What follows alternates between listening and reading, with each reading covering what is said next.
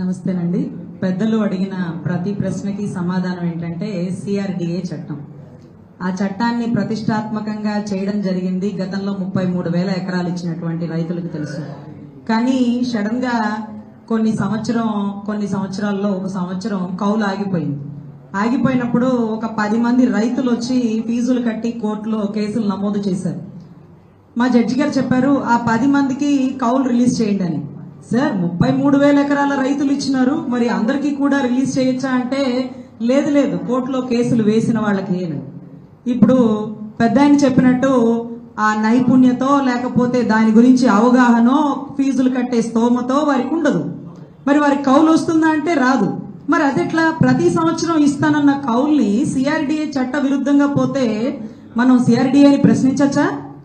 ప్రతి ఇంటింటికి తిరిగే ఎమ్మెల్యే ఓట్లు అడుగుతాడు. ఎలక్షన్ అయిపోయాక ఈ 33,000 కాదు ఇంకా 40,000 ఎకరాలు తీసుకుంటాడు. ఆ ఎమ్మెల్యేకి మనం తెలుసు, మన సామాజిక వర్గము తెలుసు, మన ఓటు అవసరమో తెలుసు. కానీ సిఆర్డిఏ ఆఫీసులో ఉండే క్లర్క్కి తెలుసా? మనం ఫైల్ తీసుకొని మాది కొంచెం ఇలా ఇబ్బంది వచ్చిందండి, సర్వే నెంబర్ మారిందండి, రోడ్డు పోటు తగిలిందండి అంటే ఏమయ్యా ఇప్పుడా మాట్లాడేది, ఆన్లైన్లో పెట్టుకోండి లేకపోతే అలా రండి ఇలా రండి అంటాడు. క్లర్క్కి మనం ఎవరో తెలీదు, మరి ఎమ్మెల్యే గారికి తెలుసు.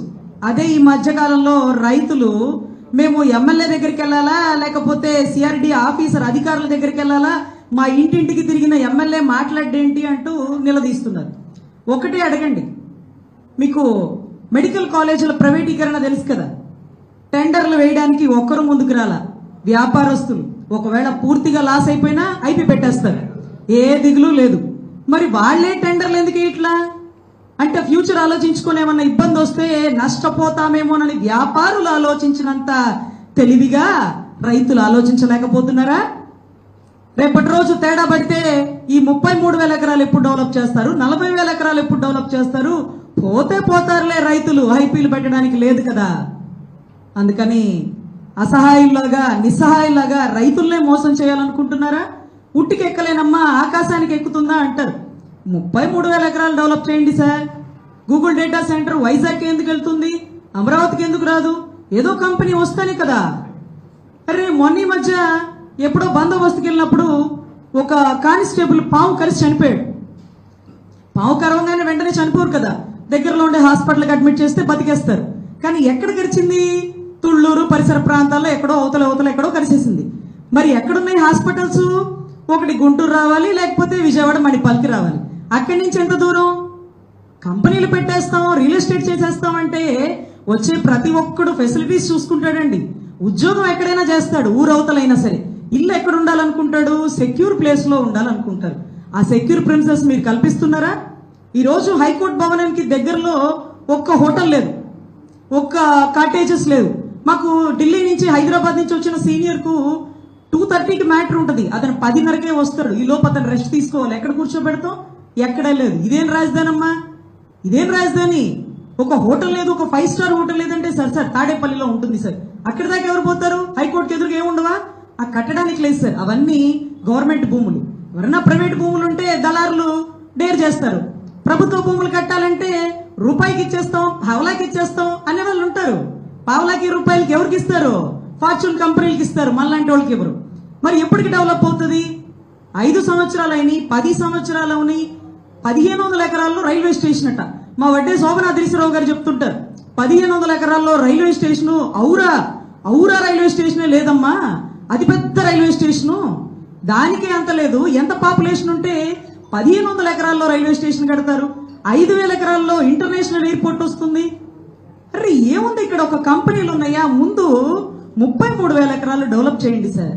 టెండర్లు వేయడానికి రానటువంటి దళారులు రైతుల్ని మోసం చేయడానికి ముందుకు వచ్చేస్తున్నటువంటి రాజకీయ నాయకులు మీరు వేయండి. ప్రజల్ని నమ్మించడానికి మీరు మీ పెద్ద కంపెనీల వాళ్ళు ఉన్నారు కదా, మీరు వేయండి టెండర్లు. అంటే మీరు లాస్ అయిపోతారు. మరి ఐపీలు పెట్టే వాళ్ళు మీరే లాస్ అయిపోతారంటే పాపం కదా రైతులు. ఒకవేళ జూబ్లీ హిల్స్ బంజారా హిల్స్ లో కడతారు ఎత్తైన భవనాలు. ఎలా? కింద బేస్ మట్టం చాలా కొండ చర్యలు బలంగా ఉంటది, పైన 50 అంతస్తులు బిల్డింగ్ కట్టాల. లోతు ఎంత తీయాలండి? ఎంత తీయాలి? పునాది ఎంత లోతు తీయాలా? లోతు తీసే కొద్దీ నీటి ఊట పడిపోతుందట. కృష్ణమ్మ పొంగిపోతుంది. భయపడిపోతే మళ్ళీ ఎవరికైనా చెప్తే వచ్చే కంపెనీలు రారని లేదులే ఇంకొక ప్లేస్ చూసుకుంటామంటూ వెళ్ళిపోతున్నారు. అంటే 3 పంటలు పండే సస్యశ్యామల భూమిని కార్పొరేట్ సంస్థలకి తాకట్టు పెట్టేస్తున్న రాజకీయ నాయకులు మోసాలు చేయడానికి ఒక్క రైతులే కనపడ్డారండి? ఓటర్లు రైతులు మీకంతా తేలిగ్గా ఉన్నారండి? వేయండి టెండర్లో. మీరు ఏదైతే ప్రైవేటీకరణ చేస్తానన్నారు చూడండి గవర్నమెంట్ హాస్పిటల్స్ ని, వాటిని చేయండి చూద్దాం.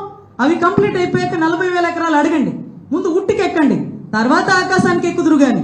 అదే రకంగా కౌలు, ఈ 33,000 ఎకరాల రైతులకి పండినా పండించకపోయినా కౌలు ఇచ్చేసారు. అది ఎంత భారం పడుతుంది ప్రభుత్వానికో తెలుసా మీకు? అంటే ఒక్కొక్కసారి వర్షం వచ్చి అతనికి రైతుకు లాభం ఉండదు, నష్టం ఉండదు పాపం. అయినా సరే 33,000 ఎకరాలకి ఎంత కౌలు ఇవ్వాలండి? ఇంకా 40,000 ఎకరాలకి ఎంత ఇవ్వాలి? ఇది కాకుండా అటవీ భూములని గవర్నమెంట్ భూములని ఇంకెన్ని ఆక్యుపై చేసినారు. సో ఖచ్చితంగా రైతులు అంత తేలిగ్గా లేరండి. దయచేసి మీరు ఆలోచించండి. మీరు మోసపోతే ఆదుకునే వాళ్లే లేరు. మీరు చనిపోతే మాత్రం కౌలు రైతులు ఆత్మహత్యలు చేసుకుంటే మాత్రం ₹1,00,000 ఇచ్చేస్తారు, ₹1,00,000 ఇచ్చేస్తారు.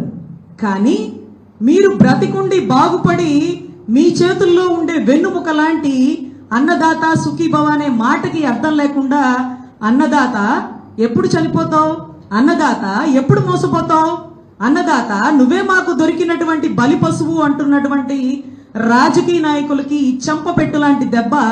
33,000 ఎకరాలు డెవలప్ చేసి మళ్ళీ రండి, కార్పొరేట్ హాస్పిటల్స్ పూర్తి చేసి మళ్ళీ అడగండి. 3 సంవత్సరాలు అయిపోయాక మళ్ళీ మీరు గెలిచాక మా ముందుకు రండి. ఇదే మా సమాధానం అంటూ మీరు ముందుకెళ్లాలని కోరుకుంటున్నాను. ధన్యవాదాలు నాకు ఈ అవకాశం ఇచ్చింది.